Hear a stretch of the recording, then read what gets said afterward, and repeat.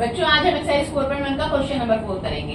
इसमें हमें ना सारे सब्जेक्ट्स का वो दिया हुआ है और पाई चार्ट बना के दिया हुआ है, सेंट्रल एंगल दिया हुआ है, मतलब हर सब्जेक्ट का ये हमें गिवन था कि कितने कितने डिग्री का बन रहा है।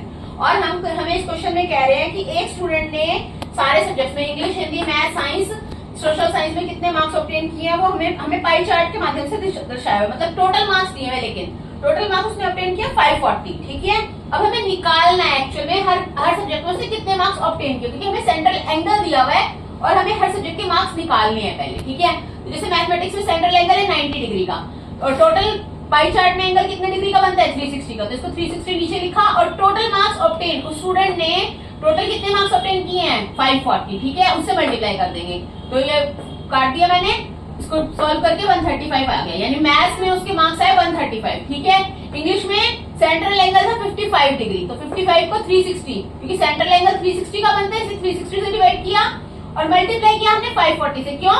क्योंकि 540 थे टोटल मार्क्स ऑब्टेन। ठीक है, बाय द स्टूडेंट। तो अब हम इसको सॉल्व कर देंगे तो हमारा 82.5 आया इंग्लिश में जो उसने मार्क्स ऑब्टेन किया। ऐसे ही हम साइंस के निकाल लेंगे, साइंस में 80 डिग्री सेंट्रल एंगल था।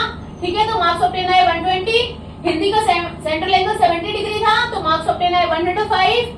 सोशल साइंस का सेंट्रल एंगल हमें दिया हुआ था, पाई चार्ट हमें बना के दिया हुआ है इसमें। ठीक है, आप क्वेश्चन नंबर 4 में देखेंगे पाई चार्ट बना हुआ है, तो सेंट्रल एंगल था वहां पे 65 डिग्री, तो सोशल साइंस के मार्क्स ऑब्टेन आए 97.5। ठीक है, अब हमें कुछ पार्ट्स कह रहे हैं, इसके 3 पार्ट्स दिए हुए हैं। कह रहे हैं in which marks did the student score 105 marks किसमें आए हैं उसके हिंदी में। ठीक है, तो हिंदी आ गया फर्स्ट आंसर।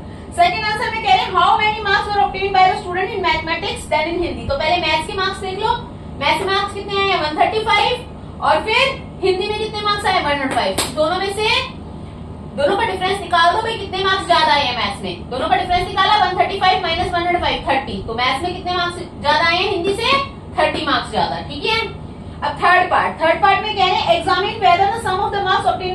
अब सोशल साइंस और मैथ्स के मार्क्स को प्लस करना है, पहले सोशल साइंस और मैथ्स के मार्क्स को पहले प्लस करना है। ठीक है, सोशल साइंस और मैथ्स के मार्क्स को पहले प्लस कर दिया और फिर साइंस और हिंदी के मार्क्स को प्लस करना है और बताना है कि एसएसटी और मैथ्स के मार्क्स क्या ज्यादा हैं उससे, साइंस और हिंदी के मार्क्स से हाँ ज्यादा हैं। कितने ज्यादा है वो नहीं निकालना, बस ये बताना है ज्यादा है कि नहीं है। ये 232.25 आया था, ये 225 आया है। ठीक है, तो यानी एसएसटी और मैथ्स के मार्क्स साइंस और हिंदी के मार्क्स से ज्यादा है, हाँ ज्यादा है। ठीक है, दैट्स इट।